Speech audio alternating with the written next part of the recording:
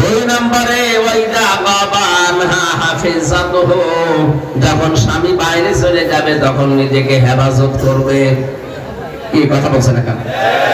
স্বামীর সম্পদ, স্বামীর সন্তান এবং স্বামীর যে আমানত আপনার কাছে রেখেছে, আপনার সম্ভ্রম, ইজ্জত, এগুলো আপনি হেফাজত করে রাখবেন। আর হাজারো মানুষ বাইরে থেকে যারা প্রবাসী, ওরা ওখান থেকে এত পরিশ্রম করে টাকা পাঠায়, আল্লাহর এই ওলি বিভিন্ন জায়গায় তো টাকাগুলো খরচ করে, স্বামী এসে দেখে বউটাও নেই। হ্যাঁ, যদি এভাবে 2 বছর 5 বছর 10 বছর বাইরে থাকা স্বামীর ঠিক না, তারপরও তো আপনার খুশির জন্য, আপনাকে সন্তুষ্টি এবং আপনার সুখের জন্য, পরিবারের জন্য তো সে কষ্ট স্বীকার করছে, আপনাকে একটু স্যাক্রিফাইস করা দরকার। এসে যদি আপনার 8 বছর 10 বছরের এত বড় সম্পদ আর নাই পায়, বিয়ে করিও যাওয়ার দরকার কি ছিল? এখানে মেয়েরা যারা এসেছেন, আপনাদের স্বামীরা যারা, আপনাদের বর যাদের বিদেশে আছে, বাইরে আছে, কর্মজীবনে আছে, যতক্ষণ বাইরে আছে নিজেকে হেফাজত করবেন। এটা নেককার মহিলা, উত্তম সম্পদের গুণাগুণ। 3 নম্বরে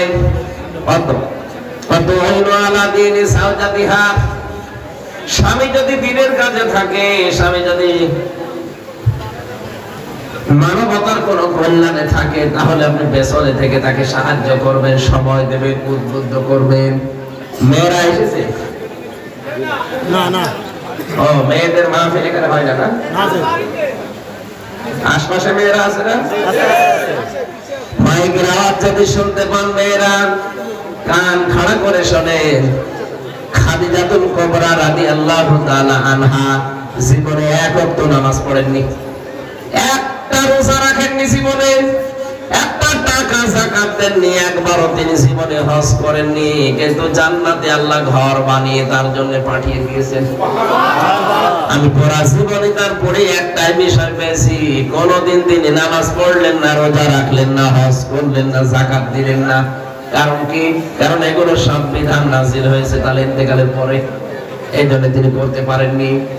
একটা কাজ করেছিলেন, সারা জীবন তিনি স্বামীর পেছনে ব্যয় করেছিলেন, এমনকি তার সন্তান সম্পদ সব স্বামীর পায়ে দিয়েছিলেন।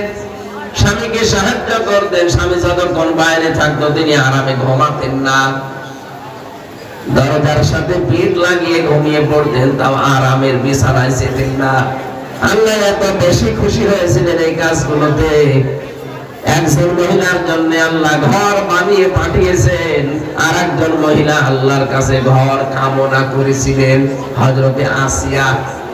একজন স্বামীর অত্যাচারে অত্যাচারিত হওয়ার পর বলেছিলেন, আল্লাহ একটা ঘর আমার জন্য বানাও। ইদ ক্বালাত রাব্বি বিলি ইনদাকা বাইতান ফিল জান্নাহ। আল্লাহ, তুমি আমার স্বামীর অত্যাচার দেখে রাগ করো না, আমার স্বামীর উপরে তুমি অত্যাচার করো না, তারপর তুমি গজব দিও না, তুমি আমার জন্য জান্নাতে একটা ঘর তৈরি করো যেখানে বসে তোমার দেখা যায়। এই মহিলা স্বামীর অত্যাচারে অত্যাচারিত হওয়ার পরে ঘর চেয়েছিলেন জান্নাতে, আর এই মহিলা খাদিজাতুল কুবরা ইনি হযরতে রাসূলের সেবা করে, তার পেছনে সাহায্য করে আল্লাহ নিজে ঘর বানিয়ে তার জন্য পাঠিয়েছেন। সুবহানাল্লাহ। এইজন্য এখনো যদি কোনো মহিলা সাহায্য করে স্বামীকে, তার নিজের জীবন দিয়ে, সম্পদ দিয়ে, সময় দিয়ে উদ্বুদ্ধ করে, তার পাশে থাকে, কিয়ামতে হয়তো খাদিজাতুল কুবরার সাথে পাশাপাশি ওই মহিলা জান্নাতে যেতে পারবে।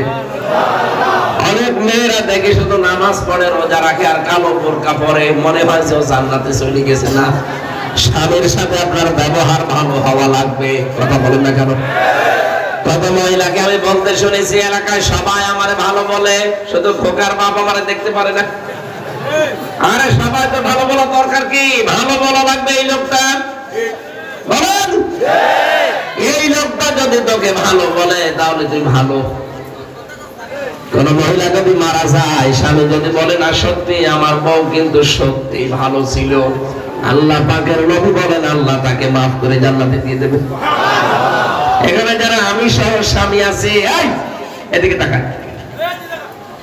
যারা স্বামী আছে আপনি মন থেকে বলেন তো, বউ যাদের আছে আপনার বউ কি আপনার কাছে 100 ভাগ মনোভূত? না, 100 ভাগ স্ত্রীর উপরে খুশি আছেন? কারা কারা হাত তোলেন তো? আন্দাজ হাত তুলেন না, ক্যামেরা ওইদিকে, এই জন্য হাত তুলছে না। আপনার আমি এদিকে তুলছে, এরা বিয়ে করে রেখে তুলছে। না না না ভাই, যে কয়েকজন হাত তুলেছে মনে হয় এরা খুব বউ ভালোবাসে। এদের বউ মনে হয় সব ফাতেমা তো জোহরার মতো। আল্লাহ যেন কবুল করেন, আর আমাদেরটাও যেন এরকম বানিয়ে দেন। আমিন। নারীর প্রতি মহব্বত, আকর্ষণ, ভালোবাসা প্রথম দিন থেকে যেহেতু এসেছে, বিশ্ব নবী বলেন আমার কাছে 3টা জিনিস খুব প্রিয়। একটা নারী, তার মানে নারী বলতে এখানে নিজের বউ। নবীজি বলেন আমার স্ত্রী আমার কাছে ভালো লাগে, অন্যেরটা না। কিন্তু আমাদের চরিত্র পুরা উল্টা, মহিলা ভালো লাগে, বউ ভালো লাগে, নিজেরটা বাদ দিয়ে অন্যেরটা। এরকম মানুষ নেই দেশে? যারা এই যে ভাবির সাথে লাইন করে আছেন, প্রতিবেশীর স্ত্রীর সাথে লাইন করে আছেন, বিশেষ করে বিবাহিত কোন মহিলার সাথে যাদের লাইন আছে, জীবনে তো সেই পুরুষ না ছেড়ে দিলে, তালাক না দিলে আপনি বিয়ে করতে পারবেন না। পারবেন? আর কোনদিন তাকে না পাওয়ার জন্য আপনি আফসোস করে মরবেন। এই জন্য এরকম লাইন যাদের আছে তাদের নাম্বার গুলো ডিলিট করে দেন। বিশেষ করে প্রতিবেশীর স্ত্রীর সাথে, ভাবির সাথে, আর বিবাহিত মেয়েদের সাথে যাদেরই আছে এই মুহূর্তে নাম্বার ডিলিট করা লাগবে। যাদের আছে এক্ষুনি করেন। জীবনে তাকে বিয়ে করতে পারবে না যতদিন তার স্বামী ছেড়ে না দেয়। যদিও শয়তান এই জায়গায় বেশি অ্যাটাক করে। এত কথা বলে না কেন? এরকম মানুষ নেই যে ভাবির সাথে লাইন চালিয়ে যাচ্ছে? আছে। আছে মানে কারা আছে? সাহস করে হাত বলেন তো। এই এলাকায় অনেক সচেতন মানুষ, আলহামদুলিল্লাহ। আর আমার মনে হয় এলাকায় এসব নেই। আছে।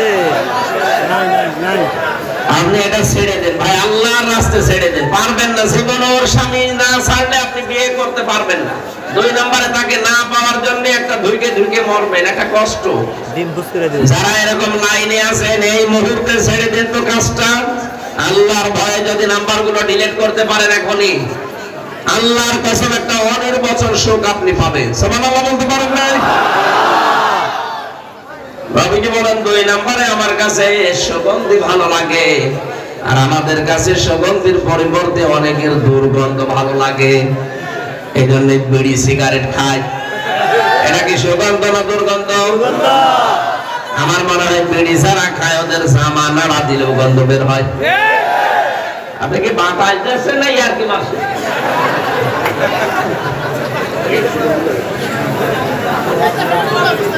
একটা খুলে এলাম। নবীজি